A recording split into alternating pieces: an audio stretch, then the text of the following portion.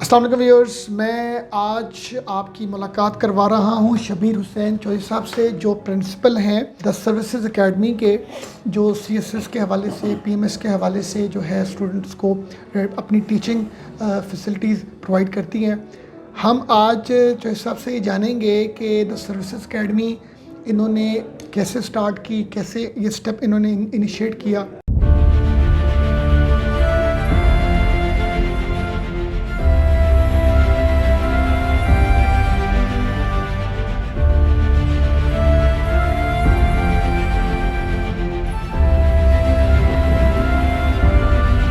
Goes almost 29 year back. There was no institution in Lahore. Lahore में बल्कि पंजाब में कोई इदारा नहीं था, और एक इदारा हमारे पैरेलल शुरू हुआ, उसका नाम था मेट्रोपॉलिटन। वो भी अब शायद नहीं है।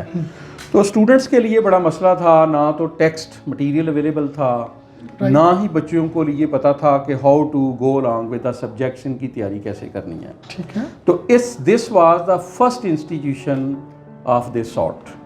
जितने अदारे लाहौर में शुरू हुए हैं ये 2006 के बाद की पैदावार है, उससे पहले अदारा था नहीं, क्योंकि लोग जो हैं समटाइम एक फन ऑफ इट मजाक उड़ाते थे कि भला इसके लिए भी कोई तैयारी की ज़रूरत है। तो भाई उस वक्त मुझे कुछ मसाइल दरपेश आए, तो हम कुछ लोग थे जिन्होंने मिलकर इस अदारे की इब्तदा की।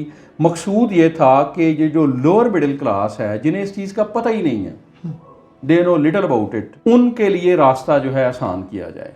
फिर टेक्स्ट जो है मटेरियल अवेलेबल नहीं था, मटेरियल लाइब्रेरीज़ में था, और जो एवरेज लोग हैं उनकी रसाई वहाँ तक नहीं थी, अगर थी तो बहुत थोड़े लोगों की।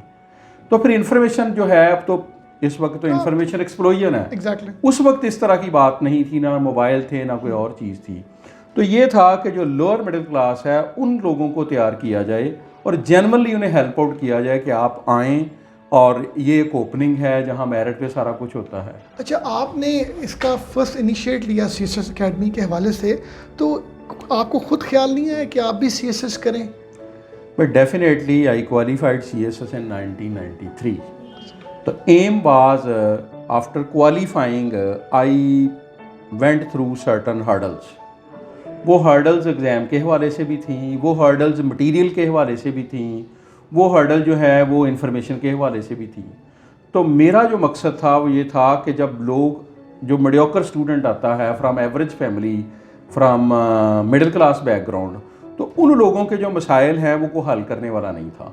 तो एक तो हम उनकी काउंसलिंग भी डेफिनेटली करते थे, उनको हेल्प आउट करते थे कि ये सब्जेक्ट टेकअप करें, उन्हें ये बताते थे कि इसका मटेरियल इस तरीके से तैयार करना है, अगर आपने जो सब्जेक्ट तैयार करना है उसको इस तरीके से तैयार करना है। तो हम 3-4 लोग थे, वो 3-4 ही सीएसपी थे सारे के सारे, वो आगे पीछे चले गए with the passage of time, लेकिन I carried on this journey very successfully, Allah का शुक्र है। ये बताएं कि द सर्विसेज एकेडमी 29 ईयर्स में कितने सीएसएस गवर्नमेंट ऑफ पाकिस्तान को दे चुका है, राउंड फिगर? अब देखें, अब मैं उसमें कुछ गेस नहीं करना चाहता। आप रफली किसी भी इदारे में किसी जगह पाकिस्तान चले जाएं, सर्विसेज एकेडमी का 2-4 1-2 बंदे हर जगह आपको मिल जाएंगे। ब्लाइंडली आप चले जाएं, शहर किसी में चले जाएं, 2-4 1-2 बंदे मस्ट होंगे, क्योंकि it's a long way to go back. CSS के जो 6 सब्जेक्ट्स हैं कंपलसरी, उन सब्जेक्ट्स के नाम को तो जो लोग अपील करते हैं वो जी जानते ही हैं, मगर उन सब्जेक्ट्स को 1 बाय 1 आपने हमें गाइड करना है अपने 29 इयर्स के एक्सपीरियंस से, कि जो भी सब्जेक्ट्स हैं उनको हमने किस तरीके से क्लियर करना है, किस तरीके से पास करना है, हमारी स्टडी टेक्निक्स क्या होने चाहिए, हमारे किस हवाले से हमें अपनी स्ट्रैटेजी प्लान करनी चाहिए। तो सबसे पहला जो हमारा सब्जेक्ट है वो है इंग्लिश लिटरेसी।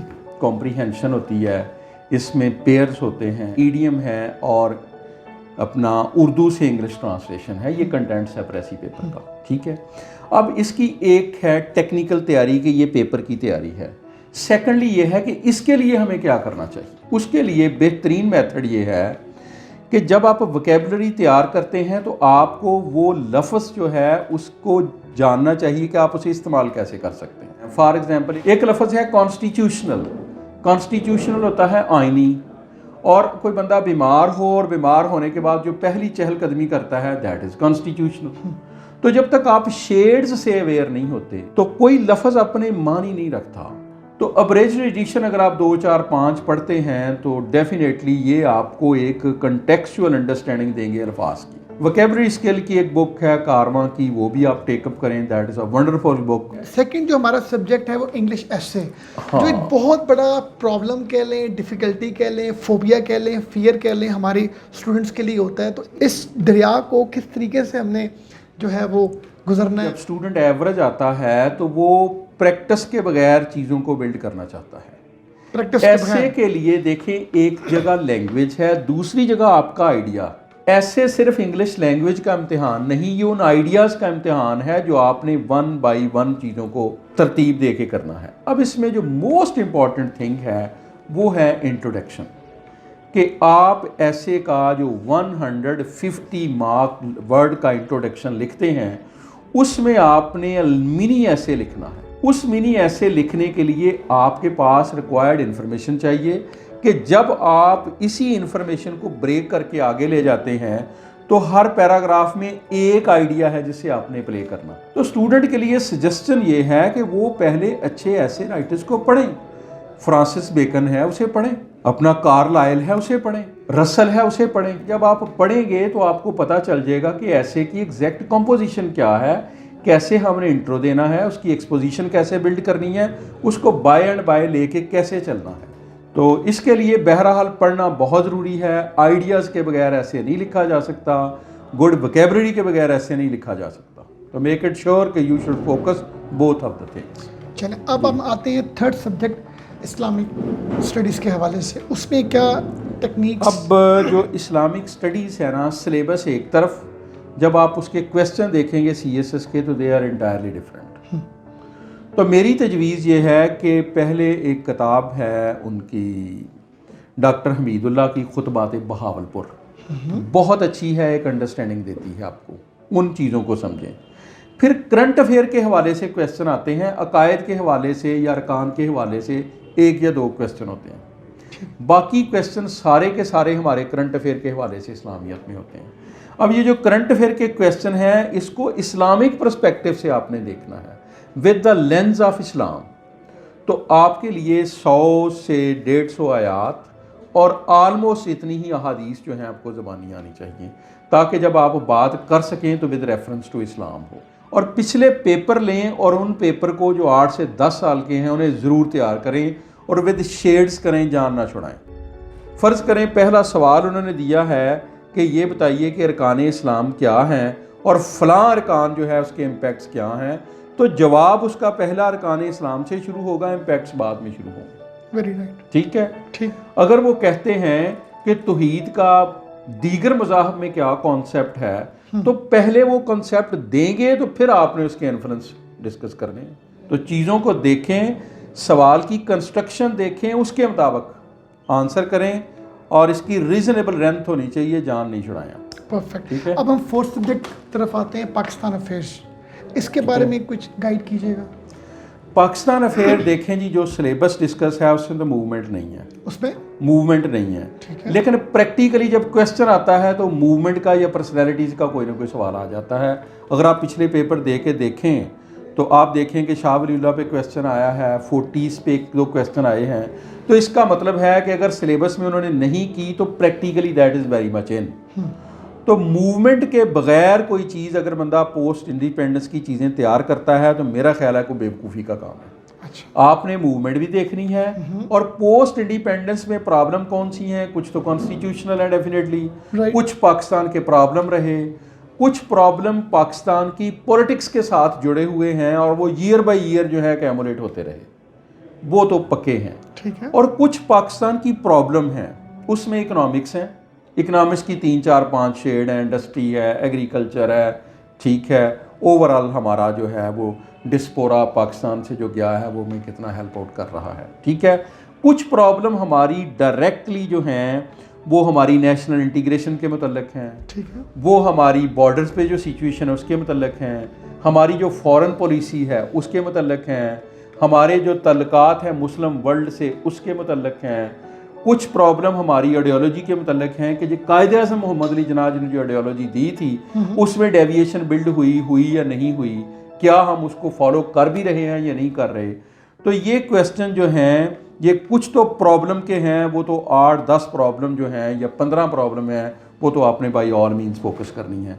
बाकी जिनका तल्लक आइडियोलॉजी से है वो आप आइडियोलॉजी को के लेंस से अपनी चीज़ें देखना है। Next general science and ability, इसकी क्या क्राइटेरियाज हैं? अब जनरल साइंस एंड एबिलिटी जो है प्रैक्टिकली ये 100 मार्क्स का है और इसमें 40 मार्क्स जो हैं वो जो हैं उनका तल्लक मैथमेटिकल पोर्शन है। अच्छा, ठीक है, मैथमेटिकल पोर्शन आज तक 6 साल में 7वीं 8वीं जमात से वो आगे नहीं गए।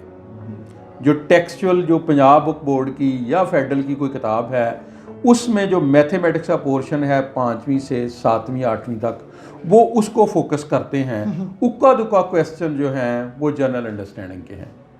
बाकी जो हैं जो 60 मार्क्स का पोर्शन है उसमें देखें जी जनरल साइंस आप तैयार करें, मैट्रिक की इंटर की डेफिनेटली तैयार करें। उसमें बायोलॉजी है, उसमें हमारी अर्थ साइंसेज हैं, उसमें यूनिवर्स है। तो मैं सजेस्ट करूंगा कि कारवां की सुबान की बड़ी अच्छी किताब है, वो बेस्ट है। हाँ। अच्छा, नेक्स्ट जो current affair is very interesting. लोग बाज़ औक़ात करंट अफेयर के मतलब बड़े परेशान होते हैं जी हम करंट अफेयर कैसे तैयार करेंगे। भाई ये करंट अफेयर नहीं है, ये तो ओल्ड एज अफेयर है। पैलेस्टाइन का मसला इज़ अ सेम, ठीक है। कश्मीर का मसला उसमें कुछ डेवलपमेंट होती हैं, ठीक है, कुछ। थोड़ी बहुत डेवलपमेंट होती हैं। अभी उन्होंने 35 और आर्टिकल 31 जो है उसको स्क्रैप किया है। अफ़गानिस्तान का मसला वही है, इराक में जो प्रॉब्लम पैदा हो रहे हैं या अमेरिका यूएस रिलेशन है वो सेम है। मुस्लिम वर्ल्ड के प्रॉब्लम जो हैं ओवर द ईयर सेम हैं। अब ये जो मसाइल हैं एक तो इनके कंटेंट का आपको पता होना चाहिए, हिस्ट्री का पता होना चाहिए, इट इज़ अ मस्ट, क्योंकि कोई मसला हिस्ट्री के बगैर पैदा नहीं हुआ और हर चीज़ की एक हिस्ट्री है, बन जाती है। हिस्ट्री आपको जाननी चाहिए, ये ज़रूरी है। अब आपने करंट अफेयर तैयार कहाँ से करने हैं, ये 3 मुख्तलिफ चीज़ें हैं। अगर आपने फोकस करें, इकोनॉमिस्ट ज़रूर पढ़ें, ठीक है, फॉरेन अफेयर जो है वो पढ़ें। उसके अलावा जर्नल आते हैं NDU के, नेशनल यूनिवर्सिटी है हमारी, उनके जर्नल आते हैं। उनमें रेगुलर करंट अफेयर के मतलब जो चीज़ें हैं ना हर 3-4 माह बाद, उससे बाहर नहीं जाता एग्जामिनर, वही चीज़ें होती हैं। और वो भी हमारा पानी का मसला है, वो हमारा एनवायरनमेंट का मसला है। तो यही चीज़ें हैं जिनको हम करंट अफेयर में इंक्लूड करते हैं। तो ये जो 3-4 चीज़ें हैं अगर आप रेगुलरली गो थ्रू करें और देखते रहें, डान अखबार लें, पढ़ें उसे, एडिटोरियल देखें 1-2 चीज़ें रोज़ की, इसमें कोई इसे रेगुलर प्रैक्टिस बनाएं। Current affair is no paper at all. Thank you very much जी। आपने 6 सब्जेक्ट्स के ऊपर पढ़ा, हमें एक बेहतर तरीके से हमें एडवाइस किया कि किन किन चीज़ों को हमें किस किस तरीके से क्लियर करना चाहिए। जाते जाते हमें आप सर ये बताएं कि CSS का एक स्टूडेंट है या PMS का स्टूडेंट है, उसको कितने मंथ्स अपने आप को देने चाहिए CSS या इन एग्ज़ाम्स की प्रिपरेशन के लिए, और कितने आवर्स मिनिमम या क्या उसका स्टडी पैटर्न होना चाहिए, ये ज़रा बताइएगा। जो लोग कहते हैं जी 3 महीने में CSS की तैयारी होती है, हम जगह जगह पर सुनते हैं 6 मंथ्स में होती है, 30 डेज़ में होती है। तो हम अब क्योंकि आप एक जेन्युइन तरीके से अपनी अकेडमी ओन कर रहे हैं, आप मतलब पॉइनियन है इस पूरे इस इंडस्ट्री के, तो आप अपने एक्सपीरियंस से स्टूडेंट को जो राइट इन्फॉर्मेशन है वो दें। भाई देखें, जो लोग महीनों में और दिनों में चीज़ों को तकसीम करते हैं मैं उनके ख़िलाफ़ हूँ, ठीक है। जब आपने एक फ्रेम ऑफ माइंड बिल्ड कर लिया कि मैंने CSS या PMS करना है, तो फिर उसकी रिक्विजिट ये है कि आप बेसिक से चल रहे हैं या उससे ऊपर से चल रहे हैं। फिर ये टाइम को मैनेज करना कि 3 माह में मैं कर लूँगा, ये 6 माह में, ये कोई दानिशमंदी की बात नहीं है, क्योंकि हर सब्जेक्ट जो है वो एटलीस्ट एक मास्टर डिग्री के बराबर है। हर सब्जेक्ट की एक अपनी टर्मिनोलॉजी है। इस्लामियत की टर्मिनोलॉजी जो है वो पाकिस्तान अफेयर में इस्तेमाल नहीं होगी, तो उसकी एक टर्मिनोलॉजी है। उसको अंडरस्टैंड करने के लिए, अपने माइंड को स्किल उसमें बिल्ड करने के लिए, और 35 मिनट में 800 लफ्ज़ लिखने के लिए एक लेवल की प्रैक्टिस चाहिए आपको। तो बेहतर तरीका ये है कि आप जब इसको प्लान करते हैं तो उसकी बेसिक्स तैयार करें। बेसिक से ये है कि लैंग्वेज बेहतर करें, जनरल इंफॉर्मेशन अपनी बेहतर करें, और जब आप बैठते हैं जेन्युइन करने को तो अपनी राइटिंग स्किल को बेहतर करें, इम्प्रूव करें विद गुड वोकैबुलरी स्किल्स। उसमें टाइम फ्रेम जो है, अब किसी एक बंदे को अगर उसकी बेसिक्स ठीक नहीं है तो ज़ाहिर से ज़्यादा टाइम लगेगा। अगर इसकी बेसिक्स बहुत अच्छी हैं तो वो भी 6 से 8 माह ले जाएगा। ये 3 माह का किस्सा नहीं है, ना 4 माह का है। देखें टीचर ने अगर को 30 साल या 40 साल लगाए हैं पढ़ने में, वो आपको 1 घंटे में एक मौजू पढ़ा के चला जाता है, तो आप उसको नहीं कर सकते। अल्लाह ताला ने इंसान में कैपेबिलिटी रखी है कि वो 35 से 50 लफ्ज़ नए कर सकता है, इससे ज़्यादा कोई भी नहीं कर सकता। ठीक है, तो अब आप रोज़ अगर 10, 20, 30, 40, 50 लफ्ज़ नए देखते हैं, उनकी कैनोटेशंस देखते हैं, उनका सेंटेंस स्ट्रक्चर बना सकते हैं, उनमें आइडिया पुट कर सकते हैं, तो मेरा ख्याल 8-9 माह काफ़ी हैं उस बच्चे के लिए जिसकी बेसिक्स अच्छी जो थोड़ा ग्रूम है, मतलब इस हाँ, जिसकी बेसिक्स अच्छी नहीं है ना, उसे ना जल्दी करनी चाहिए और ना जल्दी एग्ज़ाम तैयार करने की कोई ज़रूरत है। आप पूरा टाइम दें, क्योंकि ये कंपटीशन है और कट थ्रोट कंपटीशन है। अक्रॉस ही पाकिस्तान लोग इसके लिए तैयार करते हैं, तो every nun's of the thing is prepared. तो आप जो लोग तैयार करते हैं, जो पोजीशन लेते हैं, जो फाइट करते हैं, वो चीज़ों को बहुत बेसिक से लेके चलते हैं और हर चीज़ को फोकस करते हैं। इसलिए आप टाइम फ्रेम को मद्देनज़र ना रखें, क्वालिटी को मद्देनज़र रखें। It is not the quantity that is matter, it is the quality that matters. अगर आपकी क्वालिटी प्रेपरेशन होगी तो फिर कोई मसला ही नहीं है, स्काई इज़ द लिमिट। चलिए sir, thank you very much, आपने बड़ा अच्छा एडवाइस किया, गाइड किया, आपके टाइम का बहुत बहुत शुक्रिया जी। Thank you. Thank you viewers, आपने हमें देखा, अपना ख्याल रखिएगा, अल्लाह हाफ़िज़।